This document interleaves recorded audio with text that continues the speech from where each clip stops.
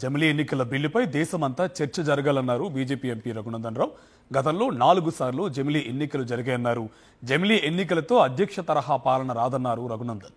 జమిలీ బిల్లుకు 31 పార్టీల మద్దతు ఉందన్నారు. ఇంకా 15 పార్టీల మద్దతు ఇవ్వాల్సి ఉందంటున్న ఎంపీ రఘునందన్ రావుతో మా Delhi correspondent Venkatesh face to face. జమిలీ ఎన్నికల బిల్లును లోక్సభలో కేంద్ర ప్రభుత్వం ప్రవేశపెట్టబోతుంది. సో ఈ అంశంపై మనతో మాట్లాడేందుకు బీజేపీ ఎంపీ రఘునందన్ రావు ఉన్నారు. సో లోక్సభలో జమిలీ ఎన్నికల బిల్లు ప్రవేశపెట్టబోతున్నారు. కాంగ్రెస్ సహా ఇండియా బ్లాక్ దాన్ని వ్యతిరేకిస్తుంది. సో దీన్ని ఎట్లా అధిగమించబోతున్నారు? వన్ నేషన్ వన్ ఎలక్షన్ దాంట్లో భాగంగా భారతీయ జనతా పార్టీ ఈరోజు జమిలీ ఎన్నికలకు సంబంధించినటువంటి బిల్లుని పార్లమెంటు ముందుకు తీసుకురాబోతా ఉంది. వచ్చిన తర్వాత ప్రతిపక్షాల స్పందన ఎట్లా ఉంటుంది, వివిధ భాగస్వామ్య పక్షాల నుంచి రియాక్షన్ ఎట్లా వస్తుంది అనేది చూసిన తర్వాత బిల్లు ఎట్లా పాస్ చేయించాలనే దాని గురించి పార్లమెంట్లో చర్చ జరిపి ప్రజాస్వామ్యబద్ధంగానే బిల్లుని పాస్ చేస్తాం. We are confident one nation one election bill కూడా ఈ దేశ ప్రజలకు అవసరం కాబట్టి రకరకాల ప్రాంతీయ పార్టీలు తమ ఆలోచన విధానాన్ని మార్చుకొని ఇప్పటికే సుమారు 30 పార్టీలు వన్ నేషన్ వన్ ఎలక్షన్కి మద్దతు ఇచ్చినాయి. మిగతా 15 పార్టీల్లో నిన్న చూస్తే ఇండియా కూటమిలో మీరు వచ్చినటువంటి లుకలుకలు లకలకల్ని చూస్తూ ఉన్నారు. గెలిస్తే ఈవీఎంలు గొప్పయి, ఓడిపోతే ఈవీఎంలు చెడ్డాయి అంటావని చెప్పి జమ్మూ కాశ్మీర్ ముఖ్యమంత్రి ఒమర్ అబ్దుల్లా మాట్లాడినారు. నిన్న ఇంకొక అసమ్మతి గలం వినిపించినది తృణమూల్ కాంగ్రెస్ నుంచి అభిషేక్ బెనర్జీ గారు మాట్లాడినారు. అట్లా ఒక మంచి పని చేస్తున్నప్పుడు నరేంద్ర మోడీ గారి ప్రభుత్వం ప్రజల కోసం ప్రజల మేలు కోసం చేస్తున్నప్పుడు ఖచ్చితంగా ప్రతిపక్షాలు కూడా అర్థం చేసుకుంటాయని, కలిసి వస్తాయని 2/3 మెజార్టీతోటి జమిలీ ఎన్నికల బిల్లును కూడా భారత పార్లమెంట్ లోపల సాకారం చేస్తామనేటువంటి విశ్వాసం నరేంద్ర మోడీ గారి నాయకత్వంలో మాకు అందరికీ సంపూర్ణంగా. అంటే ప్రధానమైన ప్రశ్న వస్తుంది, ప్రజాస్వామ్యానికి విరుద్ధంగా జరుగుతుంది, ఇది బేసిక్ స్ట్రక్చర్ డాక్టరీన్కి వ్యతిరేకంగా ఉంది. పార్లమెంటరీ ప్రజాస్వామ్యాన్ని మనం కోరుకున్నాం, కానీ అధ్యక్ష తరహా ఎన్నికల వైపు బీజేపీ తీసుకెళ్తుంది. ఇది అంతిమంగా నియంతృత్వానికి దారితీసే తరహాలో ఉందని అంటున్నారు.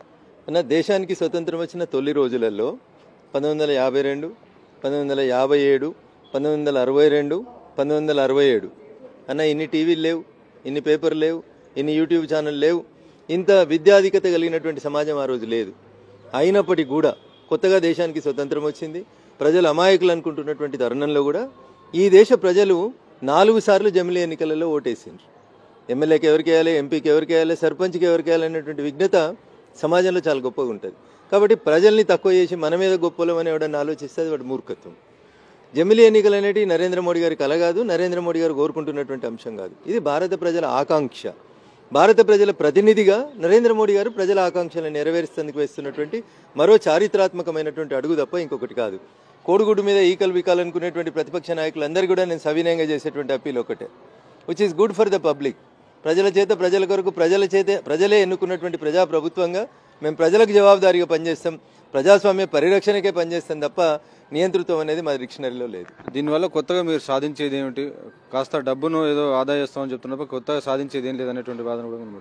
మరి కొత్తగా సాధించేది ఏం లేనప్పుడు సపరేట్గా సంతకాలు పెట్టేసి బిల్లుకు మద్దతు ఇవ్వచ్చు కదన్న. కొత్తగా ఏం సాధిస్తలేం కదా, ఈ దేశానికి ఏం నష్టం జరుగుతలేదు కదా, ప్రజలకైతే ఎంతో కొంత మేలు జరుగుతుంది కదా, ప్రభుత్వానికి డబ్బులు అయితే మిగులుతున్నాయి కదా.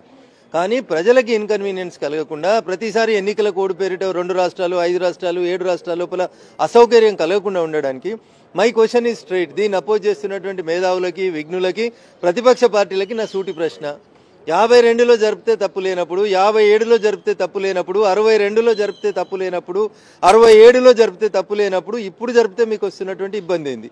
Just because Bharatiya Janata party bill ప్రవేశపెడుతుంది, నరేంద్ర మోడీ గారికి పేరు వస్తుంది అనేటువంటి దుగ్ధ తప్ప మీకున్న బాధ ఏందో చెప్పుండ్రి. కాంగ్రెస్ పార్టీ తోటి నమ్మకం ఉందా? కాంగ్రెస్ పార్టీ కొంత బెట్టు సడలిస్తున్నట్టు కనబడుతుంది. అన్న, నేనేమంటున్నా, ప్రజాస్వామ్యంలో అల్టిమేట్గా న్యాయ నిర్ణేతలు ప్రజల ఆకాంక్ష అంతా ఒకవైపు ఉంటే పార్టీలు ఇంకో దిక్కు పోతాయి అన్న. ప్రజలు ఏం కోరుకుంటే అది జరుగుతుంది. కాబట్టి బిల్లు ప్రవేశపెట్టిన తర్వాత జరిగే చర్చలలో మేము దేశ ప్రజలు చర్చించాలనుకుంటున్నాం, ఎవరు ఎటువైపు ఉంటారో చెప్పాలనుకుంటున్నాం. ప్రజల ఆకాంక్షల వైపు ఉంటారా, ప్రజల ఆకాంక్షలకి గండి కొట్టాలనుకుంటారా అనేది కాంగ్రెస్ ఇతర పార్టీలన్నీ ఆలోచించుకోవాలనేది మేము ప్రజాస్వామ్యబద్ధంగానే వారికి అప్పీల్ చేస్తా ఉన్నాం. We are not bulldozing anything. Thank you. So మొత్తానికి భారతీయ జనతా పార్టీ ఖచ్చితంగా one nation one election bill ఖచ్చితంగా పాస్ అవుతుందనేటువంటి నమ్మకంతో ఉంది. అన్ని రాజకీయ పార్టీలతో చర్చించి వాటిని ఒప్పించే దిశగా ముందుకు వెళ్తాం. ఖచ్చితంగా ఈ బిల్లు వల్ల ప్రజాధనం ఆదా అవుతుంది, అభివృద్ధి వేగవంతం అవుతుందని ప్రధానంగా బీజేపీ అడ్వకేట్ చేస్తుంది. సరే, ఈ బిల్లు పాస్ అవుతుందా లేదా అనేది మనం చూద్దాం. కెమెరామెన్ జబ్బర్ నాయక్తో వెంకటేష్, సాక్షి టీవీ, న్యూఢిల్లీ.